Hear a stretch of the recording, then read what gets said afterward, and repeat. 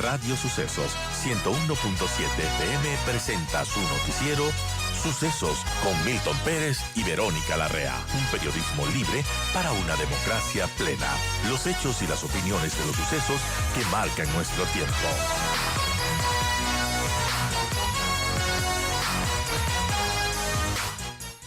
Porque este 25 de noviembre se conmemora el Día Internacional de Eliminación de la Violencia contra la Mujer.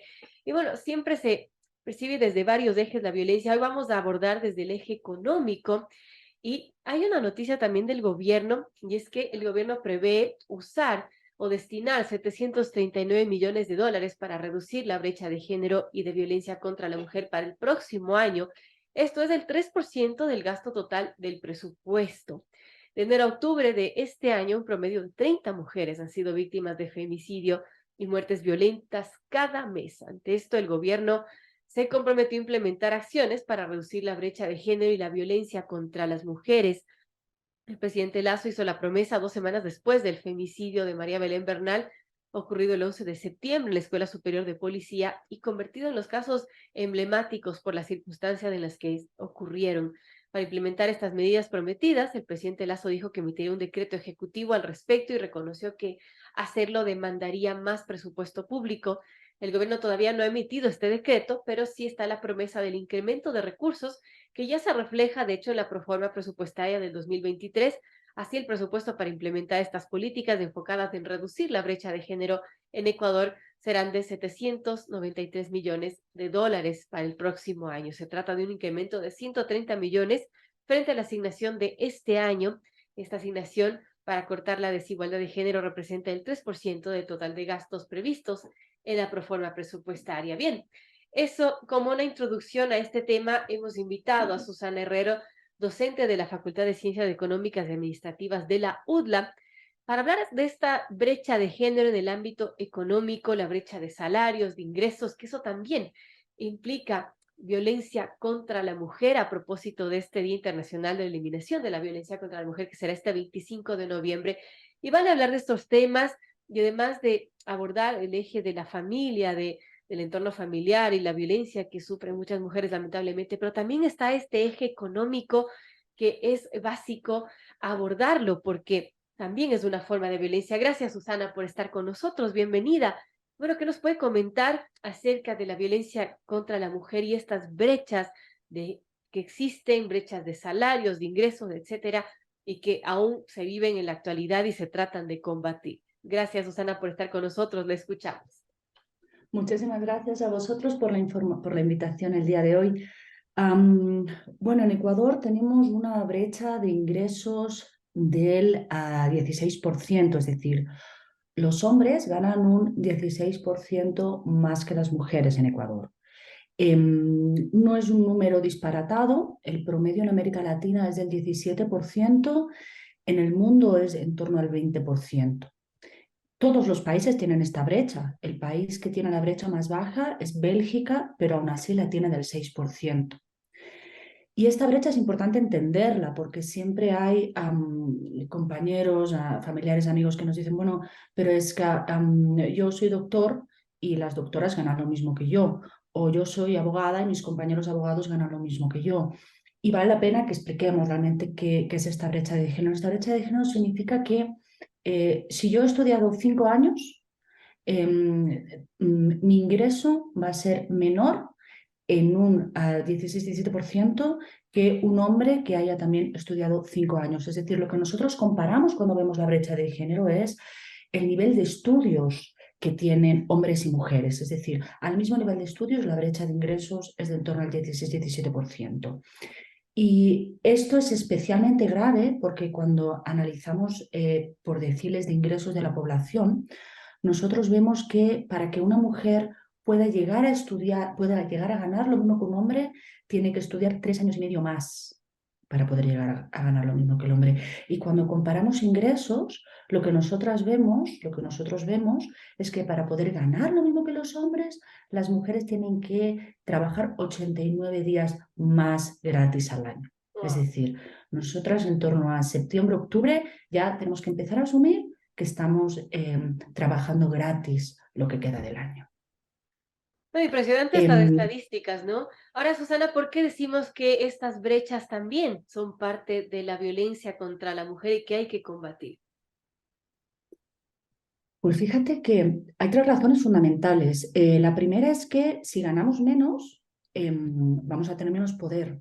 Esto es así. O sea, realmente si ganas menos, tienes menos poder adquisitivo y tienes menos representación en la sociedad.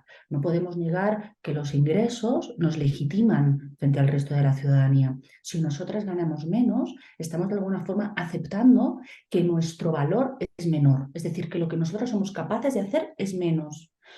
Y esto es bien importante, déjame que lo liga con un tema que me parece vital y es el por qué se da esta brecha de género.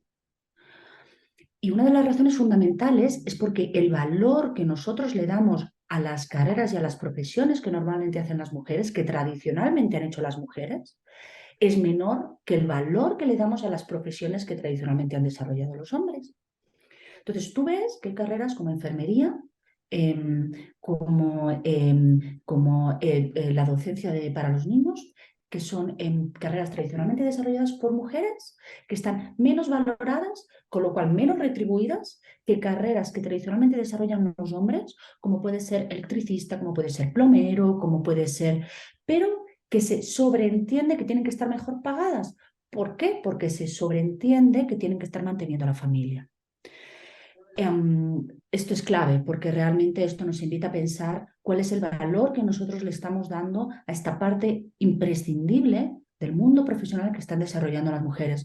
¿Qué valor le estamos dando al cuidado de nuestros hijos, de nuestros mayores, al cuidado cuando estamos enfermos? ¿Realmente nos damos tan poco valor a nosotros mismos? Esto por un lado. Después, un tema fundamental es el tema de las pensiones. Es decir, si nosotras ganamos menos, si tenemos menos acceso al mercado laboral, no olvidemos que la brecha en términos de desempleo está en torno al 35%. Es decir, las mujeres están un 35% más desempleadas que los hombres. Ya no hablemos de trabajo inadecuado. Las mujeres estamos en condición de informalidad en trabajo inadecuado en un 45% más que los hombres. Las brechas son enormes. ¿Qué pasa cuando nos jubilamos?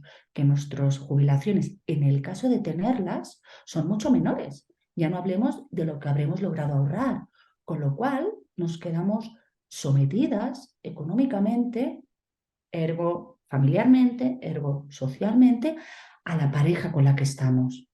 La posibilidad de romper esa pareja, la posibilidad de irnos de la casa, se hunde. Esto a nivel micro, pero es que cuando vemos el dato macro, lo que nosotros vemos es que la brecha de género, contra más alta es la brecha de género, se relaciona con menores niveles de productividad y con menores niveles de PIB per cápita. ¿Por qué? Pues básicamente porque no están en la cancha de juego los y las mejores. Hay una parte de la sociedad que no estamos, que somos las mujeres que no estamos en el mercado laboral. Aquellas mujeres a las que se les ha dicho, no, mira, es que tú no puedes, tú no debes, ese no es tu espacio en el mercado laboral. Con lo cual, no están los mejores, no están las mejores dirigiendo las empresas, dirigiendo el país, gestionando los recursos del país. Entonces, realmente esto nos lleva a pensar, bueno, es imprescindible que sí o sí tomemos medidas para erradicar ciudadanía, sociedad civil, academia, empresa, instituciones, las herramientas que estén en nuestra mano para evitar que esto se pueda producir. Importante, amigos, son las 8:32. Conversamos con Susana Herrero, docente de la Facultad de Ciencias Económicas y Administrativas de la UD, de la Universidad de las Américas, y hablamos sobre brecha de género a propósito del Día Internacional de la Eliminación de la Violencia contra la Mujer, que será este 25 de noviembre. Y hablamos sobre economía también, este eje tan importante porque, bueno, existen estas brechas. Ya Susana nos dio unas estadísticas importantes, preocupantes también. Y ahora, Susana, cuando decimos sobre las cargas, por ejemplo, que tiene la mujer adicional a su trabajo, las cargas en el hogar, y que eso no asumen muchas veces los hombres. Ahí se incrementa más esa brecha de género. Totalmente. Las mujeres somos las responsables del hogar en su gran mayoría y esto supone una carga de trabajo físico en torno a yo llevo, traigo, compro, tal, pero también implica una carga mental brutal. Porque tú eres la encargada de organizar las extraescolares de los niños, las compras, los regalos de Navidad de la familia. Entonces tienes una carga mental enorme que yo siempre digo, bueno, es que a veces no nos deja, nos ocupa tanto el cerebro que no nos da el espacio para pensar en otras cosas, para que se nos ocurran otras cosas. Y es una carga que ya la hemos acabado llamando carga, cuando en realidad debería ser un placer organizar este tipo de cosas. Y no Claro es que un sí. placer porque le toca solo a una persona. Y es imprescindible, te agradezco un montón por la pregunta, porque la clave es, ¿qué vamos a hacer con esto? Porque si todos nos incorporamos al mercado laboral y todos trabajamos 8, 10, 12 horas, ¿quién se va a encargar de estas cosas? ¿Quién va a hacer el cuidado de nuestros hijos y de nuestros mayores? Uno de los principales valores que tenemos en Ecuador y en América Latina que no se ponen lo suficientemente en valor es la capacidad que nosotros tenemos para cuidarnos entre nosotros, nuestra capacidad de familia, de amigos, de grupo, de conjunto. ¿Quién va a hacer esto? Vamos a hacer, como ha pasado en muchos países de ingresos altos, que lo que se ha hecho es externalizar esto. Entonces, ¿quién cuida a los niños? Personas que contratamos. ¿Quién cuida a los mayores? Las residencias que contratamos. ¿Realmente eso es lo que queremos? ¿O realmente nos toca plantearnos a todos, institución, empresa, sociedad civil, bueno, cómo podemos hacer para realmente ser capaces de estar presentes en nuestra vida personal y al mismo tiempo ser no solo igual de productivos, sino más productivos y eficientes? Por suerte es verdad que cada vez más el sector privado está respondiendo a esta necesidad y cada vez más estamos contando con escenarios laborales flexibles, con la capacidad de poder trabajar 1 o 2 días desde casa. Cada vez más el trabajo por resultados nos está mostrando que nos permite ser más eficientes y eficaces y al mismo tiempo conciliar mejor, Claro. pero al final no es un tema de quién asume la carga, sino de cómo podemos entre todos hacerlo mejor de lo que lo estamos haciendo ahora.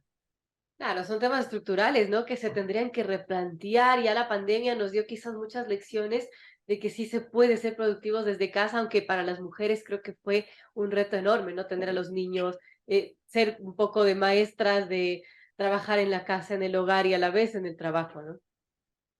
Sin duda, sin duda. Y uno de los principales retos que tenemos es cómo vamos a lograr repartir estas responsabilidades, disfrutar de estas responsabilidades y al mismo tiempo poder avanzar profesionalmente.